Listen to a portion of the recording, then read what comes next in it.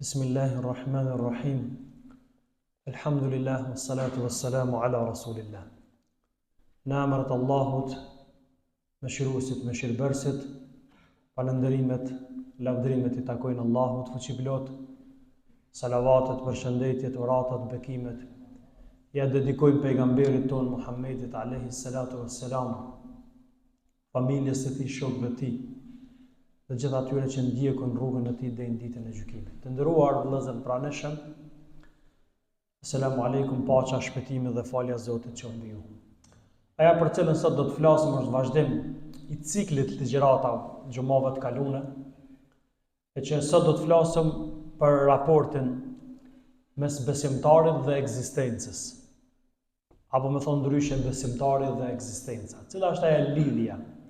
Cili është raporti mes besimtarit dhe ekzistencës përgjithësi. Siç e dim, besimtari musliman është I lidhur fort me gjithçka që ka në ekzistencë. Kështu që ai nuk mund ta kuptojë jetën e vet realisht pa qenë I afërt, pa qenë I koordinuar edhe me ekzistencën përreth. Por njeriu që ta kuptojë mas pari veten tani, ta kuptoj rolin e tij, qëllimin e tij, misionin e tij në këtë botë, duhet me qenë shumë I shoqëruar, duhet me qenë I afërt me ekzistencën përgjithësi. Sepse Allahu xhaleshanu kështu e krijoi njeriu, si qenie shoqërore, e cila duhet të ketë raporte të mira me atë që e rrethon. Pra, besimtari, apo thënë ndryshe, njeriu besimtar, nuk është armik I kësaj ekzistence, cilën jeton, por të njëjtën kohë nuk mund të llogaritet edhe si huj. Por përkundrazi, gjithçka rreth tij, pra rreth njeriu të besimtar, është hapësirë e mendimeve, e ideve dhe përpjekjeve dhe studime përmes cilat njeriu I shet gjurmët e mirësisë dhe begatisë së Allahut. Gjithësia, ekzistenca, I është nënshtruar ligjeve të Allahut xhaleshanu. Ashtu si edhe besimtari. Mos mendo dikush që feja, besimi, ligjet cilat Zoti ka vendosur në natyrë vlen vetëm për njerin. Këto vlen edhe për vetë ekzistencën. Pra Allahu xhaleshanu ka krijuar në këtë formë ligje, cilat çdo qenie e gjallë, atë që e kuptojmë dhe nuk e kuptojmë gjallërinë e saj, I përmbahet, I nënshtrohet këtyre ligjeve të Allahu xhaleshanu. Pra besimtari si e sheh gjithësinë, ekzistencën përreth tij, e sheh si një fakt që e orienton njeriu drejt krijuesit vet. Njeriu shpeshherë I shkon mendja edhe për qenien e Zotit. Po Allahu na ka treguar në Kur'an se njeriu nuk ka mundësi me ka pamjen e Zotit, nuk mundet me ditë çush do këtë Zoti. Por Allahu xhaleshanu çdo na ka orientuar që në ekzistenca, gjithçka në ekzistencë flet për Zotin. Prandaj kur njeriu t'i shkon mendja se si duket Zoti ose ku ta dion, do me ditë për Zotin, atëherë Allahu ka lënë fakte në ekzistencë të cilat njeriu I sheh. Dhe gjithçka që na shohim përreth neve është argument I fuqishëm për ekzistimin e Allahut xhaleshanu. Pra, ne si njerëz ekzistencën, gjithësinë e shohim si diçka të afërt. Dhe raporti jon me ekzistencën përgjithësi duhet të qenë raporte patësore, jo armiqësore. Besimtari, apo me thonë ndryshe, krahërori I besimtarit, është shumë I gjerë. E dini pse? Krahërori I besimtarit, sepse njeriu përbrenda vetes tij ka dy bota. E ka një botë që quhet bota e dukshme, edhe ka një botë që quhet bota e padukshme. Pra njeriu përbrenda krahërorit vet e ka edhe botën e dukshme, aja që njihet si bota materiale, por e ka edhe botën e fshehtë të padukshme që njihet si bota shpirtërore. Pra njeriu në krahërorin e tij e mban edhe dunjon, e mban edhe ahiretin. Dhe si I till, ky besimtar, pra I pranon ekzistencën e dy botëna. Pra edhe kësaj që e sheh, edhe atë që nuk e sheh. Pra njeriu në brendësinë e vet e ka edhe të kaluarën, edhe të tashmen, po edhe të nesërmen apo të ardhmen. Pra njeriu në farë forme ka qasje në atë që është kalimtare dhe në ato që është e përhershme. Po për brenda vetes ti njeriu e ndjen edhe të dukshmën edhe të padukshmën, pra edhe krijimin, krijimtarin, që është krijimtari e Zotit, po të njëjtën kohë e ndjen edhe krijuesin i cili është i përhershëm, i cili është i pa fillim dhe i pa mbarim. Nëse ky është krahërori i besimtarit që i për brenda vetes i ka dy botrat, krahërori i pabesimtarit e atij që s'ka besim, është shumë i ngushtë. I cili kjo ngushtësi vjen si rezultat i mosbesimit, sepse jeta e tij i përngjon më shumë është jetë e mërzitshme, i përngjon një burgu apo më thonë ndryshe një qelije të burgut. Pse ndodh kështu me jetë gjoksin apo krahërorin e jo besimtarit? Sepse ai realisht e ka shkput qasjen e tij me përjetësinë, me botën e padukshme e që është pjesë e besimit tonë si musliman, me besu në botën e përhershme, me besu në botën e amshushme. Këtë çka po e tham unë, është ligji i Zotit madhreshëm, cilin Zoti e ka vendosur që kur e ka kriju njeriu në para Ademin edhe Haven. Allahu i ka thonë Ademit, Zoti ju tha zbritni prej saj dhe do të jeni në një farë me armik njëri tjetrit. Nëse ju vjen udhëzimi nga unë. Fjala udhëzim, këto është për qëllim libri i shajt. Fjala udhëzim është për qëllim edhe dërgimi i pejgamberëve, që si zakonisht pejgambert janë shoqëruar me libra të shajt. Tha Allahu xhaleshani, kush i përmbahet udhëzimit tim, fala yadhillu wala yashqa. Faman tabi'a hudaya fala yadhillu wala yashqa. Kush i përmbahet tha Zoti udhëzimit tim, tha as nuk ka për të humbur në dunjë dhe as nuk ka për të dështuar në botën tjetër në ahiret. Wa man a'rada an dhikri, kush ja kthen shpinën udhëzimit tim, fa inna lahu ma'ishatan dhanka, ky njeri do ta ketë një jetë shumë të vështirë, ngushtë, krahëror të ngushtë, ty dal fryma, shpirti ty dal. Pra i paknashur, i palumtur. Fa inna lahu ma'ishatan dhanka, ai do ta ketë një jetë plot me gjuhën e sodit, një jetë plot stres e depresion, edhe ngarkesë. O nahshuruhu yawm al-qiyamati a'ma, dhe do ta ringjallëm ditën e gjykimit. Zoti ka thonë këtë njeri që nuk ka pranuar me besu të verbër. Dhe në këtë kontekst Allahu xhaleshanu po na drejtohet dhe po thot, pra udhëzimi do t'ju vjen. Kur t'ju vjen udhëzimi, ai që ndjek udhëzimin tim, ai nuk ka më kon as i humbur në dunjë, pa as i dështuar në botën tjetër në ahiret. Pastaj Zoti ka fol për atë i cili nuk e pranon udhëzimin e Zotit. O men a'rada an dhikri, kush ja kthen shpinën, thot Zoti, fesë tame, programit tem, udhëzimit tem, i cili do të vjen nëpërmjet pejgamberëve dhe librave, çajta, por nëpërmjet Zotit, atëherë thot Allah, ata njerëz do ta kenë një jetë plot stres e depresion, pra do ta kenë një lloj qelije që i përngjon qelisë të burgut. Kur mos t'ju mashtron dukja. Pse po tham këtë? Kur mos t'ju mashtron se i shihni do njerëz cilët nuk besojnë, e janë krynesh e ja kanë kthy shpinën në udhëzimit të Zotit, edhe në dukje ju mendoni se ata janë të kënaqur, kjo mos t'ju mashtron. Sepse vetëm shpirti i tyre e din se ata provojnë mundimin e vërtet. Shpesh njerëzit mashtrohen dukje. Tash edhe në këto far filmat, programet ku ta dion, njerëzit mendojnë që personazhet e tyre janë të jetuar në xhenet. Kjo është gabimi më i madh. Kjo është një lloj mirazhi që kemi vërmend javën e kaluar. Por mos t'i mashtron dukje që disa njerëz cilët e kanë refuzuar besimin në Zot, edhe me menduar që ata janë të lumtur. Ata vesh në dukje ty duken të lumtur. Me pyet shpirtin e tyre, shpirti i tyre ka dhënë realitetin se çfarë gjendje ata jetojnë. Allahu xhaleshanuhu e ka bërë këtë lidhshmëri mes njeriu të besimtar dhe ekzistencës. Dhe kjo lidhshmëri e bën besimtarin që më qenë më i denjur, që në zemrën dhe shpirtin e tij Zoti më zbrit qetësinë shpirtërore. Ta bëjmë një krahasim për me kuptuar rolin e njerit besimtar. E keni po jeta nëse marrim një kafsh. Kafsha jeton në rreth shumë të ngushtë.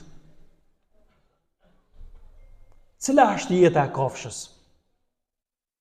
Prej stalle në kullot, prej kullotën në stallë. Që kjo është rrethi i ngushtë i kafshës. Sepse kafsha nuk është kriju për në qëllim me udhëheq tokën, por u kriju me shërby njerit. Edhe është e nështruar ndaj njerit. Dhe kafsha han pinë në mënyrë instiktive, kaq. Pak a shumë, këso jetët kafshës i përngjan edhe fëmiu i posalindën. Fëmiu kur lind, e rrethi i ekzistencës tij apo i veprimit njerit është shumë i ngushtë. Si bebe po flas, si fëmijë. Posalindën.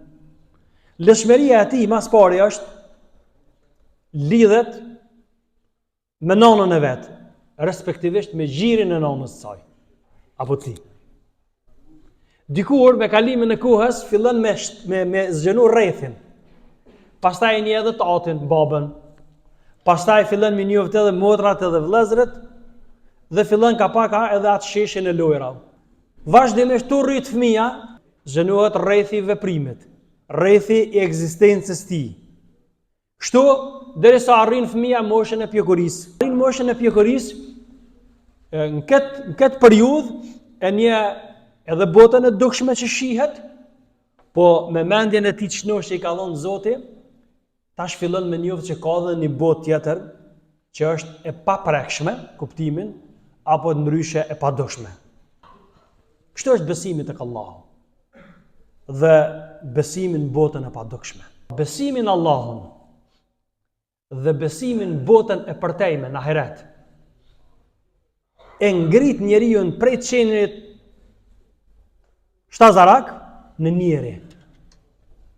Sepse ai ja zgjenon botën, ja zgjenon fushën e veprimit, fushën e besimit. Pra njeriu nuk mendet thjesht një fëmijë, apo thjesht me hangër dhe me pi, po njeriu kalon nëpërmjet besimit të tij, kalon fazën e fëmirisë, në fazën e pjekurisë, në fakt pra besimi në Allahun e ngrej logjikën e njeriut që përveç kësaj çka është e dukshme, me besu në diçka që është e padukshme, pra prej asaj që njihet si bota e dëshmuar në botën e të fshehtës. Besimtari i tillë jeton shpirt i çliruar në zemër po ashtu, sepse ai e din që ka një jetesë, ka edhe një botë tjetër përtej kësaj bote.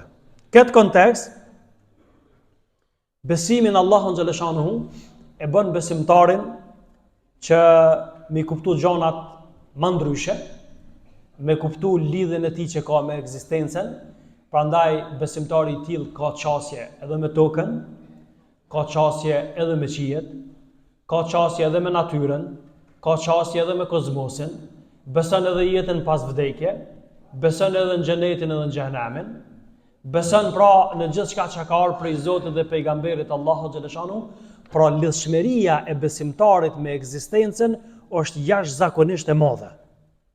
Pa shkurt, kjo lloj qasje që e ka besimtari, atë e lidh pra besimtarin e lidh me ekzistencën dhe e lidh me Zotin e ekzistencës që është edhe më e rëndësishme. Tham që shpirti i besimtarit është i ka këtë cilësi, është shpirt i çlirt dhe i gjerë, sepse nuk është i ngushtë për dallim prej shpirtit jo besimtarit. E si të mos jetë kështu, kur realisht në fakt ai jeton edhe me hapësirën e qiejve edhe tokës, ai e njeh edhe arshin e Zotit, fronin e Allahut, po e njeh edhe kursinë e Allahut xhaleshanuhu dhe gjithë ato që Zoti ka përmend në Kur'an, pra ai pak a shumë e ka bindjen besimin to. Njeriu besimtar me këtë shpirt gjerë është edhe vetë i gjerë, sepse ai nuk sheh vetëm tek hunda e tij, po sheh për tek hundës tij. Për besimtarin nuk ka mure të cilat e pengojnë për me po tutje, sepse është drita e besimit, e cila në kuadër të saj i eliminon këtu mure të cilat pa këtë dritë nuk ka mundësi për te tyre më po. Pra shpirti besimtarit është i tillë, sepse jeton me dritën e cila ja ndryshon rrugën dhe e bën me po gjithçka për rreth vetes. Syri nuk ka vlerë po të mos kishte dritë. Sado që syri jon ka vlerë rëndësi, me ka term njëri s'sheh. Po nëpërmjet dritës, qoftë një qiri i vogël, varësisht prej nivelit sa dritës, njeriu edhe sheh për rreth. Kur e morëm atë llampën dhe e ngritëm fitilin, të ngrit nivelin e dritës, të shtu vallët, njeriu sheh më shumë, mas pari sheh për rreth, po e sheh edhe veten e vet. Po të mos kishte dritë, atëherë syt nuk do të kishin vlerë. Sepse njeriu nuk do të kishte mundësi me pa edhe kanë, me pa edhe veten e tij. E le mos flasim për të tjerë.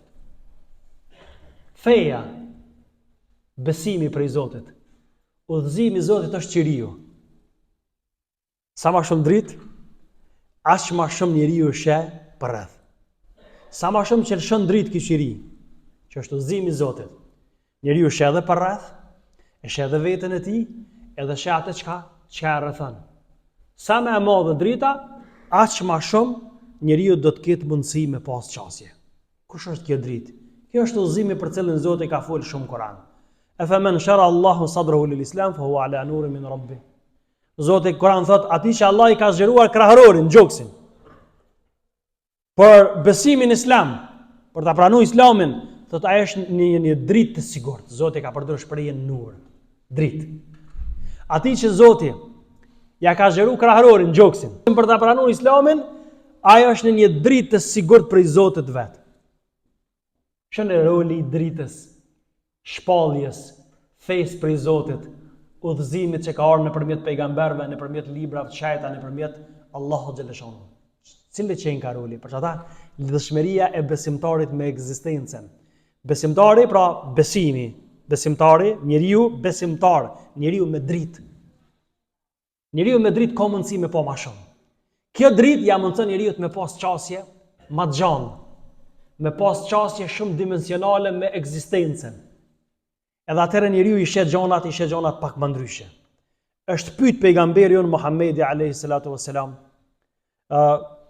për këtë ajet që unë ja lexova juve, pejgamberi alayhi salam është përgjigjur këtu, ka kur drita depërton zemër, e bën atë të hapet dhe zgjerohet. Pra zemra hapet, zgjerohet dhe çlirohet me dritën e besimit dhe të bindjes.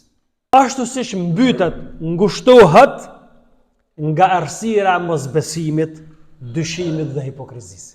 Kur kënaqet diçka, me çka e përjeton kënaqësinë? Me zemër, me shpirt, me gjaks. Po nuk ka shliruar çu gjoksi. Shlirë punina. Kjo është besimi. Kur ndihet njëri keq, thot s'po më i marr frym. Pse u ka ngushtuar gjoksi? E në gjak çka ka përveç zemrës? Mushkrit. Është frymarrja. Kur flet Zoti për udhëzimin, për kthimin e njerëzve në fenë e Zotit, kur njerëzit e pranojnë, nështë ta pjesa dërmuese jone na mënyrë natyrale e kemi pranu, tham, islamin, apo e kemi rujt familjarisht, për shkak se kemi pas fatin me lind prej prindve musliman. Po nëse flasim për ata cilët nuk e kanë pas fatin ton, ata momentin kur e pranojnë islamin dhe në mënyrë deklarative, nëpërmjet asaj që njihet si formula e islamit, shahadeti, atëherë i sheh fillojnë me çajt, edhe pikëzimit.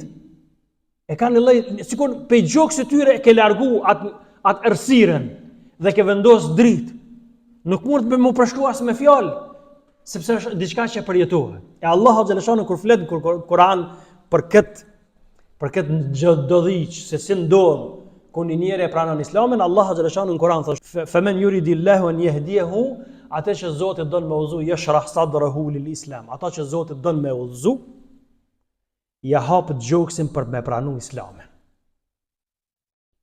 Dëgjoni pjesën e parë. Pjesa e dytë thotë: "Wa man yurid an yudillahu", ata që don me lënë devijim, yaj'al sadrahu dayiqan, ja e bën gjoksin e tij të ngushtë. Harajan ka'annama yas'adu fi as-sama.